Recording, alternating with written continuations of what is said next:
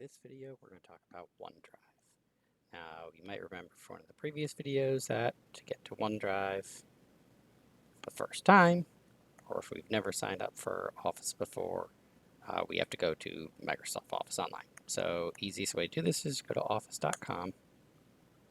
Now, we go through sort of that special link when we were signing up for the first time for education, so Microsoft wouldn't get confused because we have to sort of establish our email address as a Microsoft login. At least we used to, and it might be a little better now, but I'm sort of showing you the way that I originally learned how to do this. Once you've already established here, you can go ahead and just go straight to office.com and just log in. And make sure you use your full GSSM address here.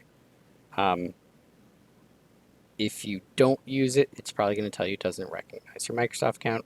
If you use your GSSM address, as soon as you hit next here, you should see your sort of official login page for GSSM.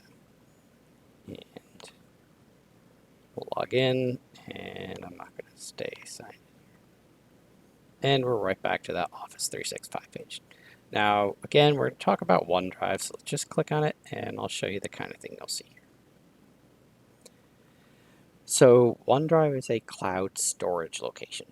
Now, since we are education customers, you have a terabyte of storage on here. So take advantage of the fact that you have a terabyte of storage. If you look through here, I have quite a few different folders. I'm just going to sort of click on one of these. Let's take this semester and I'll pull up my CS110. Oops, right click there. So there you saw there was all sorts of stuff under right click. And looks like I actually have last year's syllabus here, so let's pull up last year's syllabus. And you notice it pulls up, even though this is a PDF, it pulls up a nice little view here. I can go through and read it. If I go back, I don't know if it's going to pull up a TeX file. Let's see. Yeah, it pulls up a TeX file right here. I think if I pull up a Word file or an Excel file, here's one that's sort of instructions on how to get Python, so there you go. Not very good instructions, a little better. Just pulls up a Word document. I can go and I can edit this document here, even though this document was created on the desktop version of Word. I can edit it on here, and the edits are saved. So let's see, maybe there's a new Python. So it looks like 3.8.5. So, but let's say I want to get a different version. So let's say 3.7. You'll see right when I did that, immediately went to saving and then saved. So any changes I made are kind of automatically saved. Now let's go back here. So that was get Python right here. We're going to click the little three dots there. And you'll see version history. If I click on that, see, oh, well, here's the version you had. Here's the one you just changed. And this is really cool because now I can go back. Let's say I mess up a file. So what I've done sometimes is I'll make a new document starting with a document that was similar to it, right? I'm sure you guys have done that a few times. So, if I want to make a second letter, I might copy the template from an old letter, but I forget to save it. So I copied over that entire first letter. I change everything in it.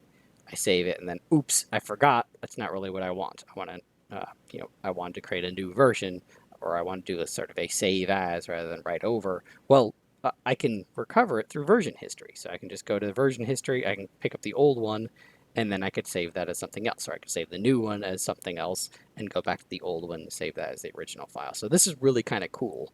The fact that if I mess something up in a file, I can go back to an earlier version. That's true with pretty much any of these. So if you go and look, it doesn't just have to be a Word file. Well, it looks like this one only had one version, probably one version when I put it into OneDrive. But pretty much any file in here, if you have edited it when it's been in OneDrive, you'll see that you can go to different versions. Now, you'll notice right here, there's all sorts of other interesting options. Copy link allows you to sort of share with anybody. So I can do copy link, And if I send anybody this link, they can go and they can edit this file. Now, maybe you just want people to view it. I can go and change some of the options in here. One thing you can do is sort of restrict it to only specific people.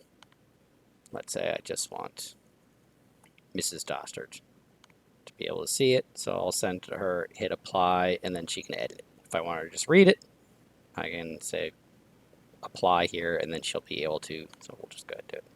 She'll be able to go ahead and look at this file anytime she wants. Now you can make it a little different by going through manage access here. So you can sort of, this is, I'd say, a little nicer interface to just sort of add people. I can hit plus here. I can add a bunch of other owners. Let's say I have a bunch of people that are collaborating and we want to do it through here and not through the collaborate tool in Canvas. We can go ahead and hit plus here and everybody can sort of share and edit. And again, this will track the edits in OneDrive, so you'll be able to sort of see the different version histories as you're all editing it. And that, again, to me, is really cool. You can do sort of the usual stuff here, download the file, so you can open it natively, rename the file, and just open the file here and take a look at it through the web before you actually download it. Okay, now let's talk a little bit about the desktop version. So this is just all online. You'll see all your files are here, but all these files can also be on my computer. So this is sort of the really cool thing with how OneDrive works if you've never used it before. Google Drive, by the way, works similarly, except we have a Microsoft account here, so you get a terabyte worth of space on OneDrive, where I think you only get something like 5 gigs free on file stream right now. So what we're going to do is, if we didn't already have it, we would download OneDrive, and remember that's sort of all the way back here from your Office 365 home, where you would install Office. When you install Office, you'll have OneDrive that will automatically be installed. So if I go over here and I search for OneDrive, now I logged out, so this is going to look like what it should look like the first time running it. You'll see something like this, where you'll put in your GSSM email.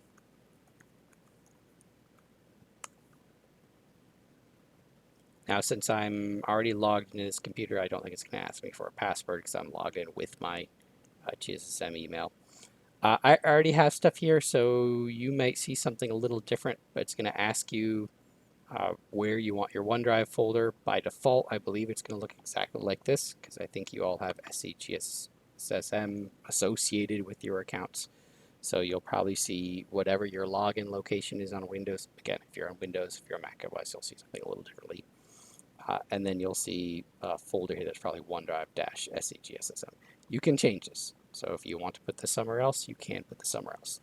Now, before we talk about where you're going to put it, this is not necessarily going to take up a lot of space. So it's not like you have to make sure this is on an external hard drive.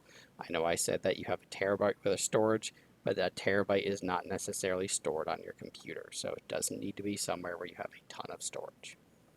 I'm going to leave it here, and again, I think I'm going to get a slightly different message since it says it already exists. I'm just going to tell it to use that folder. You are likely not going to get this. I already had this installed on this machine. I just unsynced it so that we would see something different here. And then you can just sort of go through your get to know OneDrive. I think mine is currently thinking, and sort of walks you through a little bit how to use it. This right here, I'd say, is pretty important to remember. If you see this icon with just the cloud, that means your file is not stored on your machine. It is just stored on the cloud. If you see that, it means it is stored on your device. If you see this, that means that it is always stored on your device. So there's always a copy that is on your device. And we'll sort of talk a little bit about why that's useful. You can get OneDrive for your phone, you can get OneDrive for your tablet. I would encourage you to download it to get good at using it. You can get to your files anywhere at any time, and again, that is really cool. Okay, so you'll see all the same stuff here that you saw over here. So OneDrive right there, you'll see all my files here, and you'll see all my files here. So let's just go back to the same location here, where we got fall 2020, CS110. I thought it was CS110. And it's probably syncing right now, so you don't actually see anything else. So again, this is the first time running it, so it's going to take a little while to sync.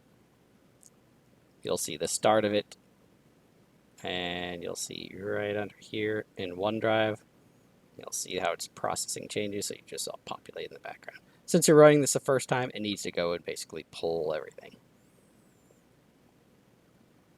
So let's see. And looks like, yep, looks like everything's there. So there's your syllabus that I showed you guys. Right click there. You'll see many of the same options. Give access to, share, view online. So if I go to share, kind of see that same basic stuff you had through the web application, where I can go and I can add user accounts, or I can add other people who can go and edit this. You'll see a few other things here. View online. There's your version history. And this is one that I get a little familiar with if you're going to have your device away from the internet, and that's always keep on this device.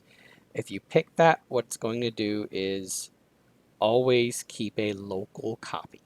So that's a good as time as any to talk a little bit about how OneDrive actually works.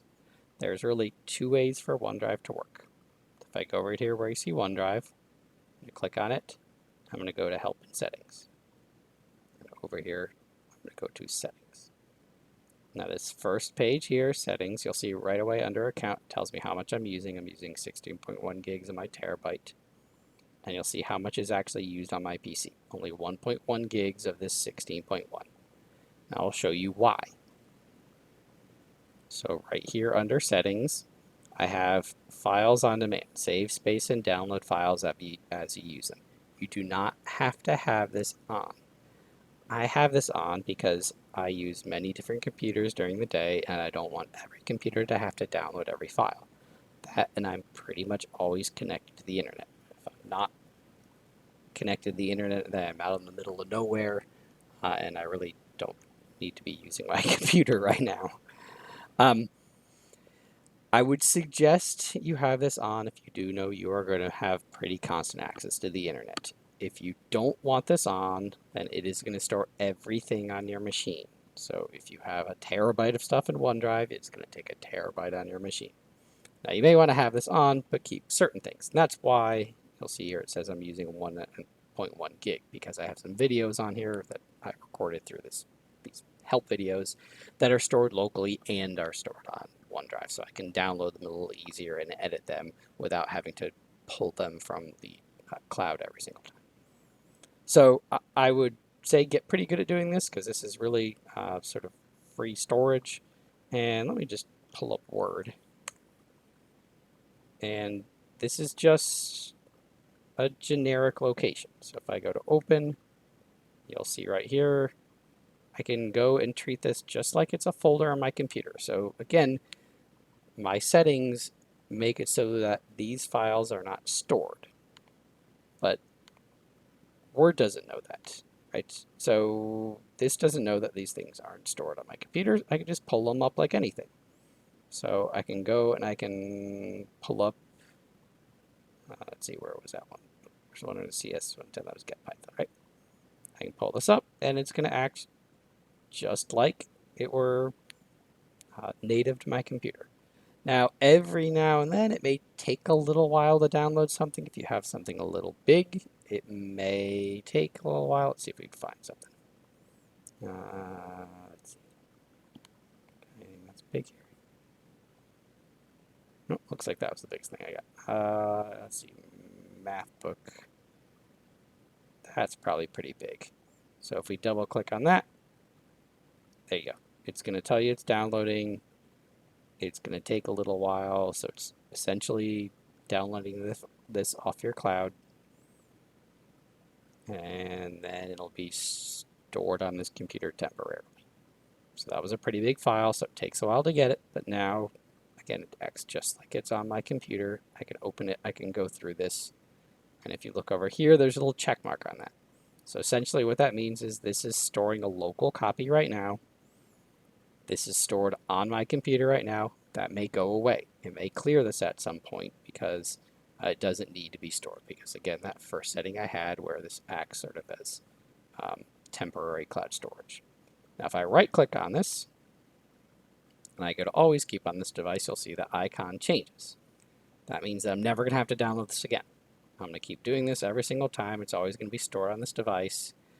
But if I edit this, now I'm not going to edit this obviously because it's a textbook. If I edit this, those changes are going to be committed to the cloud. So yes, it'll be a local copy here, but that copy will also be uploaded and seen on my cloud. Okay, I hope that gets you through. So the basics of OneDrive. Again, I would strongly advise you to use this as much as you can. It incorporates nicely into Canvas. It is very nice to share. So let me, again, go ahead and show you here. If I share this, this should sort of automatically populate. So if I just start typing, you'll see Lady Dostert there. Let me put Mr. Belcher in there.